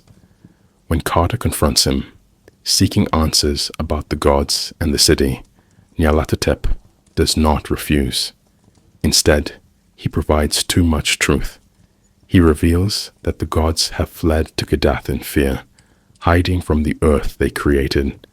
They are weak, avoidant, incapable of facing the dreams of humankind. Then comes the true revelation. Carter's dream city is simply Boston transfigured by nostalgia. The object of his quest was never external. It was a memory, a desire, a psychological echo. This moment reveals something profound about Nyarlathotep's function. He is not merely a disruptor of knowledge. He is a subverter of desire. He weaponizes longing. Carter believes he seeks a divine truth, but Nyarlathotep exposes that he has been fleeing knowledge of himself. The dream city is not hidden. It is too familiar to be recognized. This inversion, where the revelation is not cosmic but intimate, destroys Carter's orientation within the dreamlands. It is not a lie. It is not cruelty. It is clarity deployed as punishment. Nyarlathotep understands that the greatest terror is not the alien, but the self-stripped of illusion. The subsequent events intensify this inversion. Nyarlathotep forces Carter onto the back of a monstrous bird-like creature and sends him hurtling into the gulf of space. His tone remains almost playful, mocking Carter's naivete. He speaks of the joy of the journey and the folly of mortal quests, offering commentary that functions like philosophical riddles. Carter plummets through cosmic voids, glimpsing unthinkable geometries and distant horrors. Yet this spectacle is not the climax. The true horror is what Nyarlathotep withholds. He never tells Carter where he is falling, what fate awaits, or whether the experience has meaning. The fall is not toward death, but toward unknowability. This suspension, the refusal of narrative resolution, is Nyarlathotep's hallmark. He denies the protagonist the satisfaction of understanding even his own doom. We must pause here to consider why Nyarlathotep speaks so freely in this story while remaining silent in others. In Kadath, the dreamlands represent the domain of thought, symbolism, and desire. Nyarlathotep is most articulate, precisely where reality is most porous, where metaphor and ontology blend. His dialogue is not casual exposition. It is a technique of destabilization. When he tells Carter that the gods fear the dreams of men, he is not merely criticizing divine cowardice. He is exposing the instability of the entire cosmic hierarchy. If gods flee human imagination, then imagination becomes a threat, and thus a trap. Nyarlathotep's speech transforms dream into battleground and thought into terrain. The final irony, of course, is that Carter does survive. He awakens back in the waking world, shaken but alive. Yet the ending is not triumph. It is dislocation. The knowledge he has gained is useless. The dream city is lost, not because it is inaccessible, but because he now understands it to be a psychological construction. His journey has revealed a truth he cannot return from. That longing is not a map, and memory is not a promise. Nyarlathotep has not killed Carter. He has erased the possibility of meaningful desire. This is epistemic violence of the subtlest kind, not destruction, but denial of orientation. Nyarlathotep's power in the Lovecraftian corpus lies not merely in his textual appearances, but in his ability to escape authorship. More than any other figure in the mythos, he lends himself to reinterpretation, expansion, and recursion. As such, Nyarlathotep is not just a character. He is a narrative system, one that later writers, game designers, and occult theorists have readily inhabited. We must recognize this uniquely porous status. While entities like Cthulhu or Yog-Sothoth are often repeated as static images, Nyarlathotep continues to evolve. His very essence, shape-shifting, manipulative, rhetorical, encourages adaptation. In doing so, he serves as the mythos's most viral component, reinterpreted across generations without losing his philosophical function. Each new version is less an addition than a mutation. The first major architect of this expansion was August Derleth, Lovecraft's literary executor. Derleth's attempts to systematize the mythos, placing entities into elemental, moralized categories, were controversial. He recast Nyarlathotep as an agent of cosmic evil, a being of air aligned with the forces of chaos. This framework, though widely critiqued, especially by later scholars and purists, nonetheless introduced Nyarlathotep into a more organized cosmological drama. Importantly, Derleth retained Nyarlathotep's role as an intermediary, the communicator between the outer gods and the human world. But in formalizing him, Derleth also reduced him. Gone was the ambiguity, the subversive charisma. In its place, a metaphysical courier with motives rooted in dualistic theology. It is not simply that Derleth misunderstood Nyarlathotep, it is that he closed what Lovecraft had deliberately left open. Other collaborators and successors, however, embraced the ambiguity. Robert Bloch in Fane of the Black, Pharaoh, 1937, extended the Egyptian mythology around Nyarlathotep, turning him into a dark messiah figure, worshipped in necropolises and invoked through forbidden rites. This version leans heavily into the cult horror dimension, but crucially preserves the idea of performance. Nyarlathotep appears in temples not as a monster, but as a speaker, one who offers wisdom that destroys. Similarly, Ramsey Campbell in the 1960s and beyond transported Nyarlathotep into modern Britain, adapting him to urban landscapes, crumbling libraries, and derelict hospitals. Campbell's Nyarlathotep is quieter, less mythic, yet no less potent. In The Inhabitant of the Lake and later stories, his avatars include bureaucratic figures, priests, and social workers, those whose job it is to explain and guide. Campbell understood something profound. Nyarlathotep thrives in systems of interpretation. In parallel, the world of tabletop role-playing games, especially the Call of Cthulhu franchise developed by Chaosium, exploded Nyarlathotep's form into dozens of avatars. Each represents a thematic angle: the bloated woman, cannibal fertility; the faceless god, loss of identity; the dark demon, psychosexual manipulation, and many others. In Chaosium's 1984 campaign, Masks of Nyarlathotep, one of the most celebrated horror RPG campaigns ever, players travel the globe confronting Nyarlathotep's various cults, each region offering a different avatar. What's remarkable here is the recursive design. Players cannot defeat Nyarlathotep. They can only delay, deflect, or understand fragments. The game becomes a simulation of epistemic breakdown. Victory is redefined as survival with partial comprehension. This ludic form honors the original structure of Lovecraft's horror, where knowledge is the trap and progress is circular.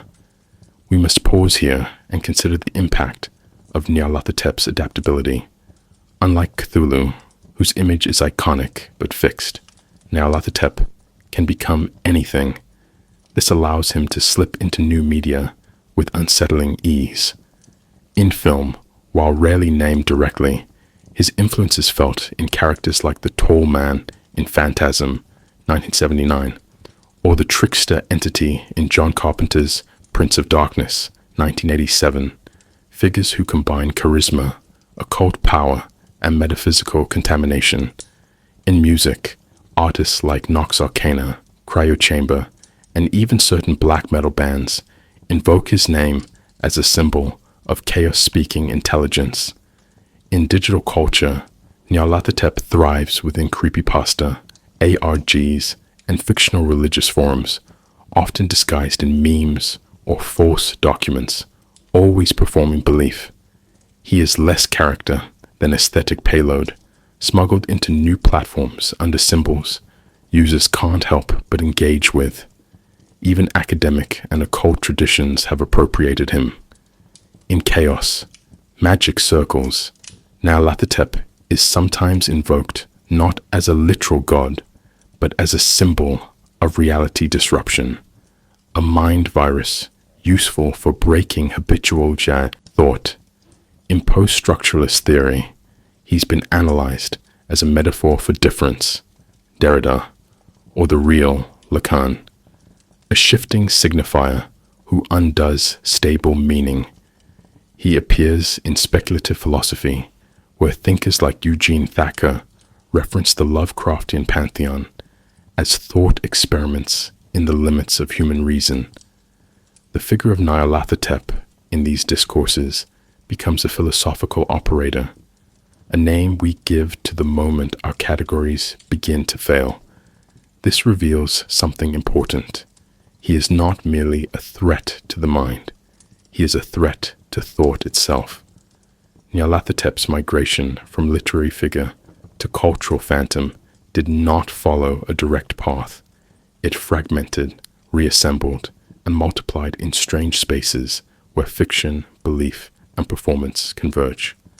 While Lovecraft's original writings never claim factuality, the mythos around Nyarlathotep has, over time, bled into domains where that boundary is intentionally blurred.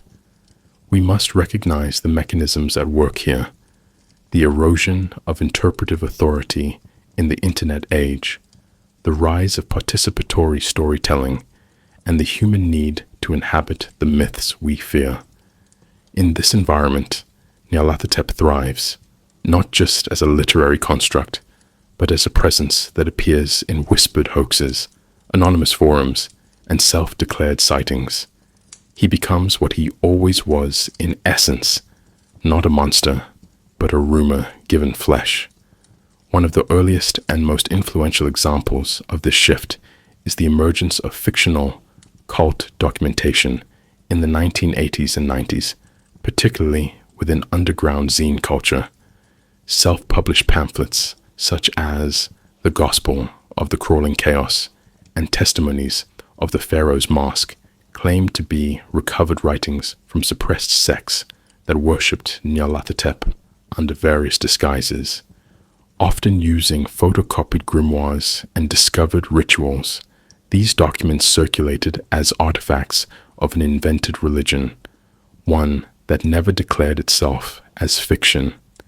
This technique, rooted in the artistic hoax tradition, created a feedback loop. Readers unsure of what was real became part of the myth by seeking confirmation. These hoaxes were not exposed. They were completed through participation. Nyarlathotep, as ever, offered not belief, but infection. This tendency only deepened with the advent of the internet. Online forums in the early 2000s, particularly within early ARG communities and anonymous image boards, began incorporating Nyarlathotep into creepypasta narratives. Stories would emerge about the man with no face in the subway mirror, or dreams in which a tall figure whispered warnings in an unknown language that later proved translatable. In 2011, a widely circulated thread on a paranormal forum described coordinated dreams among users. each involving a dark-suited man delivering cryptic instructions to build a device they could not remember after waking.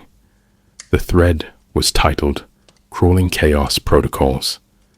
Though it was likely fictional, the emotional resonance of shared fear and the illusion of synchronicity made it feel more real than many truths.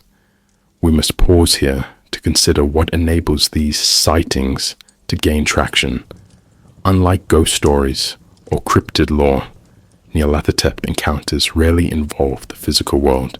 Instead, they take the form of dreams, glitches, feelings of being watched, or momentary losses of time. This aligns perfectly with his mythic function, epistemic destabilization, rather than overt terror. One user describes seeing Nyarlathotep not as a figure, but as a parallax shift in the air around their own thoughts. Another claims that Nyarlathotep spoke through an incorrectly formatted PDF that changed each time they reopened it. These accounts blur the line between hallucination and metaphor, but they also suggest something more disturbing, that the character has become a symbol for modern cognitive paranoia. In an age of algorithms, lost context, and deepfakes, Nyarlathotep is a name we give to the fear that what we are seeing isn't wrong. It's just not meant for us to understand. This symbolic flexibility makes him fertile ground for what we might call synthetic folklore, myths that are consciously invented yet behave like traditional legends. Much like Slender Man or the Backrooms, Nyarlathotep functions as a meme complex rather than a stable figure. He is adapted, reframed, reskinned.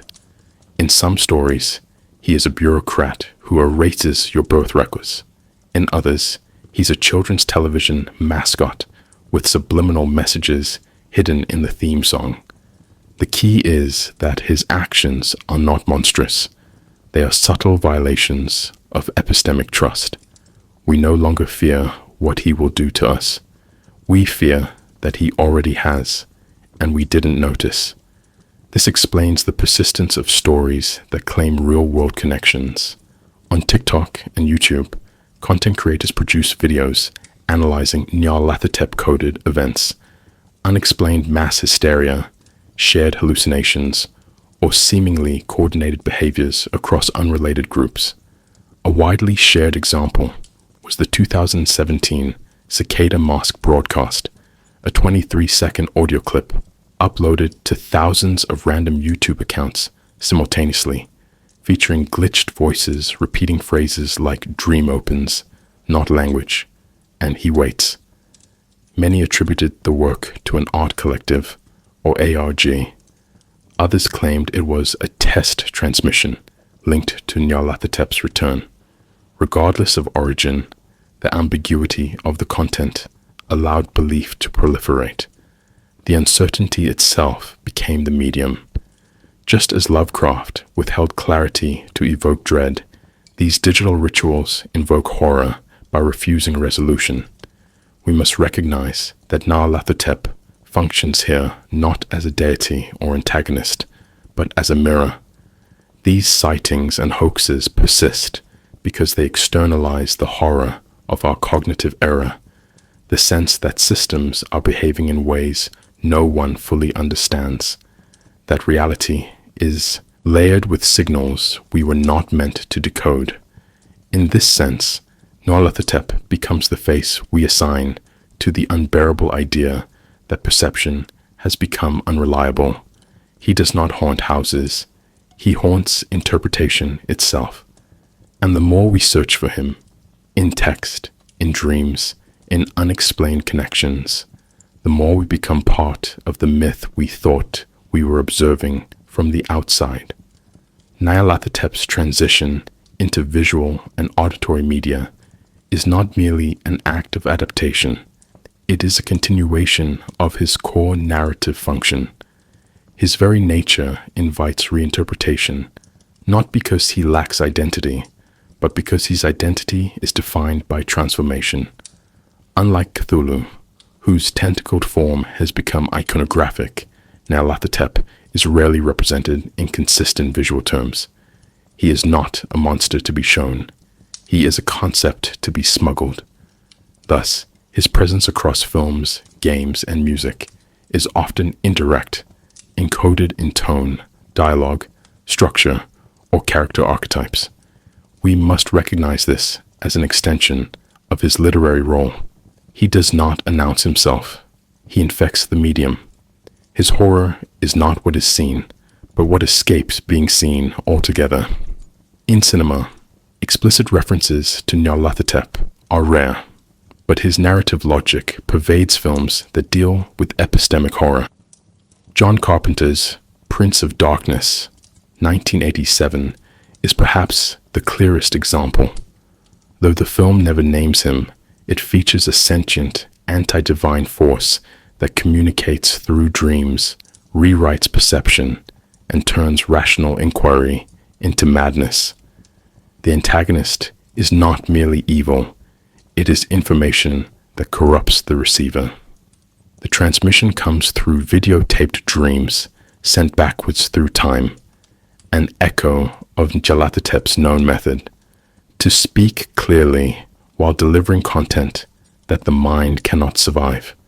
The film's priest calls it pure evil, but the audience recognizes something more precise: intelligibility as threat. This is Nyarlathotep, without name or face, which is precisely how he prefers to appear. In anime and psychological horror cinema, such as Satoshi Kon's Perfect Blue, 1997, or David Lynch's Inland Empire, 2006, Nyarlathotep's influence can be felt in the recursive breakdown of identity and the violation of dream boundaries. These works channel his ontology through disintegration. Characters speak in loops, space folds into itself, and narrative control slips away.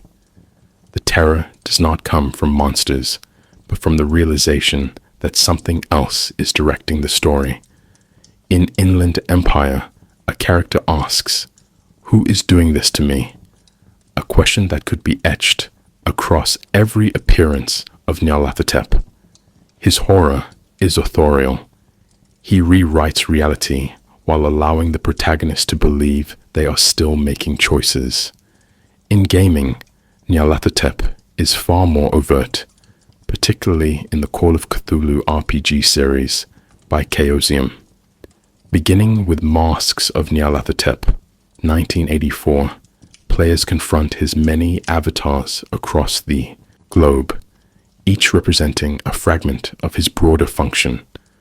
What distinguishes these appearances is the strategic use of contradiction. In Egypt, he is worshipped through dreams. In China, he appears as a bloated fertility goddess. In Kenya, he manifests as a voice from a mountain. The multiplicity of forms invites players to recognize that these are not disguises. They are the entity itself. There is no true form to uncover. Instead, the investigation becomes an enactment of collapse. Each success brings more questions, and each revelation exposes another layer of deception. Victory is impossible. Insight is lethal. The game becomes a metaphor for epistemic pursuit, a recursive performance of Lovecraft's original philosophical dilemma. Other games, like Bloodborne, 2015, and The Secret World, 2012, embed Nyarlathotep's themes without naming him directly. In Bloodborne, the descent into madness correlates precisely with the player's insight stat. The more you understand the world, the more monstrous it becomes. Entities begin to appear that were always there, just unseen. Language degrades. Dreams merge with waking life. While Lovecraft's name appears in the game's influences, it is Nyarlathotep's structure that dominates the experience. Seduction through knowledge, transformation through contact, and collapse through understanding. Horror is not revealed. It is activated by participation. In music, Nyarlathotep emerges most clearly within ambient, experimental, and black metal genres, forms that prioritize mood, repetition, and disorientation over traditional melody. Artists like Cryochamber, Nox Arcana, and Dark Ambient Radio have produced albums dedicated to Lovecraftian deities, with Nyarlathotep frequently appearing as a track or album title. These pieces often blend field recordings, spoken word, and distorted frequencies to simulate the experience of receiving something that cannot be properly interpreted.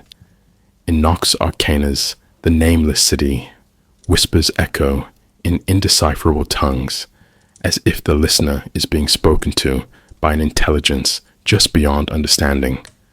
This aligns with Lovecraft's idea of untranslatable speech and replicates Nyarlathotep's mode of communication, not silence, but noise, just beyond the edge of meaning.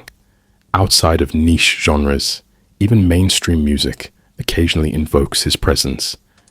In 2020, the electronic artist Lorne released a music video titled Acid Rain Nyarlathotep Edit, a glitch-laden montage of urban decay and dreamlike chaos.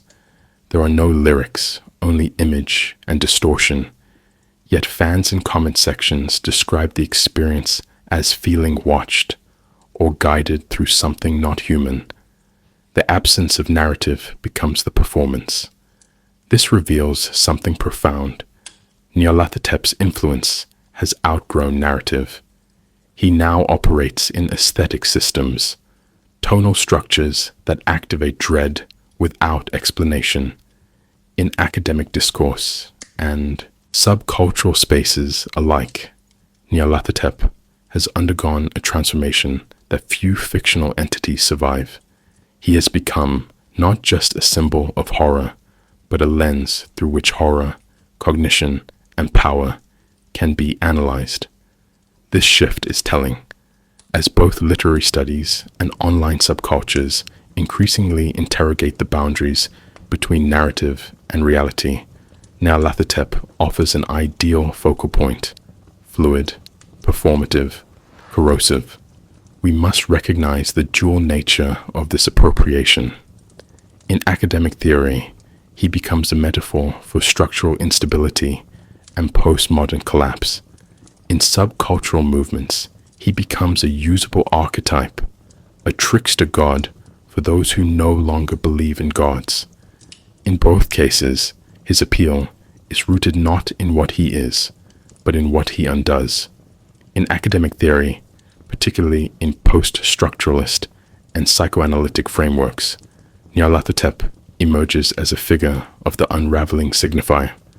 Jacques Derrida's concept of difference, the endless deferral of meaning in language, finds uncanny reflection in Nyarlathotep's shifting masks and rhetorical traps. He does not lie. He speaks precisely and fluidly, but every sentence slides away from resolution. His names proliferate. His forms contradict. He speaks in riddles that explain nothing. In this light, scholars have drawn comparisons between Nyarlathotep and the semiotic virus, an entity that destabilizes discourse by operating within it. In literary criticism, he is increasingly cited not as a monster, but as a mode of reading, the moment when narrative structure reveals its own artificiality. Similarly, in Lacanian psychoanalysis, Nyarlathotep's functions mirror those of the real, the traumatic kernel of truth that resists symbolization. His encounters always precipitate a kind of rupture. The mind tries to absorb him into systems of meaning, science, religion, myth, but the effort breaks those systems apart. Like the Lacanian real, Nyarlathotep cannot be fully represented. He is not hidden truth. He is the moment when truth reveals itself to be non-integrable.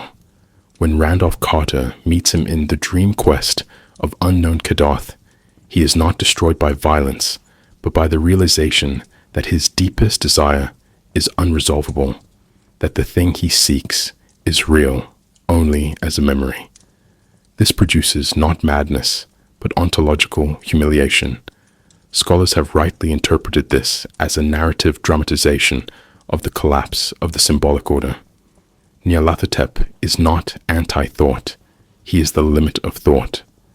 Beyond the classroom, Nyarlathotep has also been embraced in subcultural spiritualities, particularly in chaos magic, techno-paganism, and fictional religion communities.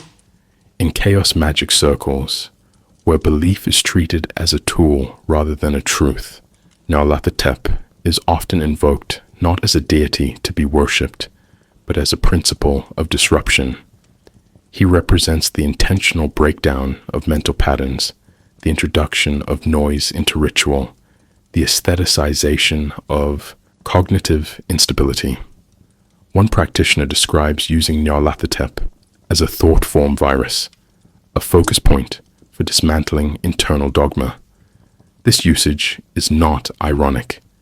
It is ritualized sabotage, a deliberate confrontation with the fragility of interpretation. Here, Nyarlathotep becomes a kind of anti-guru, not a path to clarity, but a performance of its impossibility. Fictional religions, groups that intentionally treat fictional mythologies as real in symbolic or ritual terms, also use Nyarlathotep as a mythic stand-in for systems failure.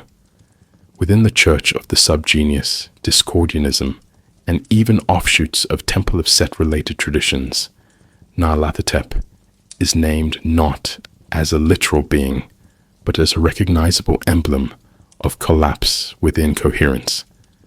His appeal lies in his volitional cruelty. Unlike the indifferent cosmos of Lovecraft's other gods, Nyarlathotep wants things, but these desires are paradoxical. He wants knowledge spread, but only to ruin the knower. He wants attention, but only to turn it into dread. For fictional religious spaces, he embodies not evil, but ironic sovereignty, the God who rules by removing the very basis of obedience. Online, these appropriations play out in spaces like Reddit, TikTok, and Discord through memes, parody liturgies, and pseudo-sermons. In these environments, Nyarlathotep becomes a kind of digital archetype, a persona used to express anxiety about simulation, surveillance, and ideological saturation. One popular meme shows Nyarlathotep seated behind a news desk, captioned, "Good evening, you are already wrong." Another features a chatbot avatar labeled Customer Service Nyarlathotep, underlining the absurdity of engaging a malevolent cosmic force through capitalist bureaucracy. These examples are not just jokes. They reflect a cultural exhaustion with systems of knowledge that no longer feel trustworthy. Nyarlathotep's resurgence in these formats suggests a collective suspicion that behind every comforting interface, something else is orchestrating events, not maliciously, but performatively and without end. We must pause here and consider the underlying human need this appropriation fulfills. In a world increasingly defined by abstraction, mediation, and disinformation, Nyarlathotep becomes the ideal figure for expressing intellectual dread. He is not the boogeyman under the bed. He is the process by which the bed, the room, and the idea of safety dissolve. Academics use him to test the boundaries of philosophy. Subcultures use him to perform rebellion against interpretive authority. Both find in him a being that does not negate meaning, but exposes its fragility. In a sense, he is no longer just a character. He is a tool, one that allows us to describe what it feels like to live in a world where coherence itself seems suspect. The figure of Nyarlathotep persists not merely as a cultural or mythic symbol, but as a deeply embedded structure of thought, a metaphysical wound, disguised as a character. While other entities in Lovecraft's mythos embody external threats, alienness, entropy, cosmic scale, Nyarlathotep turns inward. He occupies the interface between human cognition and the unknowable, suggesting not that the world is hostile, but that understanding itself is flawed. This is why his legacy cannot be contained within horror fiction or occult parody. He endures because he dramatizes a condition we increasingly experience, the breakdown of certainty in an information-saturated world, and the dread that what we know may be the very thing undoing us. Consider carefully. Nyarlathotep is the only Lovecraftian entity who speaks to humans in their own language, yet never clarifies anything. He does not induce madness through grotesque appearance, but through semantic corrosion. He makes sense, and that is the problem. He offers revelations that function like malware. They execute within the mind, reframing all prior understanding through a filter of dread. Philosophically, this aligns with the notion of epistemic horror, a fear not of what exists, but of what cannot be known without consequence. In this framework, Nyarlathotep embodies the terror of self-awareness, pushed beyond safe thresholds. He doesn't destroy reality. He just lets you see it without the protections of illusion. Psychologically, Nyarlathotep dramatizes what modern cognitive science might call metacognitive disruption.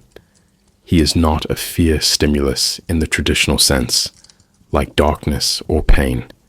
He is the collapse of internal frames. His interventions destabilize identity, reframe time, and introduce contradictions that the psyche cannot easily resolve.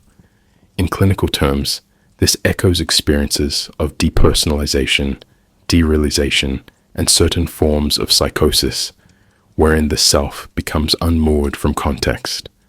But Nyarlathotep does not pathologize these states. He weaponizes them. His stories ask a deeply uncomfortable question. What if the feeling of unreality is not a symptom, but a correction?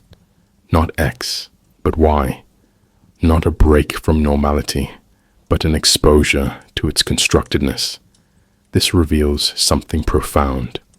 Nyarlathotep forces us to confront the possibility that consciousness itself may be a barrier rather than a bridge. In his wake, we are not left with shattered bodies or scorched earth, but with epistemic residue, ideas that cannot be unthought. It is this quality that makes him the most human of the Lovecraftian entities. He does not violate the laws of physics. He violates the terms of understanding, and in doing so, he reveals that horror need not be visual or violent. It can be conceptual. It can occur in the quiet moment when one realizes that everything has meaning, but the meanings do not agree. The philosophical implications extend far beyond horror. In a post-truth world, where narratives are contested, facts politicized, and consensus elusive, Nyarlathotep becomes eerily diagnostic. He thrives in ambiguity, feeds on contradictory accounts, and seduces through charisma rather than force. He reflects our anxieties about authority, interpretation, and manipulation. As philosopher Timothy Morton has argued in his work on dark ecology, certain phenomena resist systematization precisely because they are too large, too entangled, too recursive. Nyarlathotep fits this mold. He is not an enemy of knowledge. He is a deconstructor of systems, showing that the more comprehensively we attempt to explain the world, the more vulnerable we become to explanation itself. Yet he does not leave us in nihilism. There is no final obliteration, no triumphant erasure of meaning. Instead, what remains is a kind of philosophical haunting, a persistent doubt in the machinery of thought. This is perhaps the most enduring aspect of Nyarlathotep's afterlife. He functions not as a being, but as a recursive condition, a pattern of intellectual recursion that asks us to question our assumptions, our categories, even our narrative instincts. When we seek answers, he provides more questions. When we demand clarity, he offers lucidity so sharp it cuts through comprehension. And in that process, we come to embody the very thing we fear, consciousness without certainty.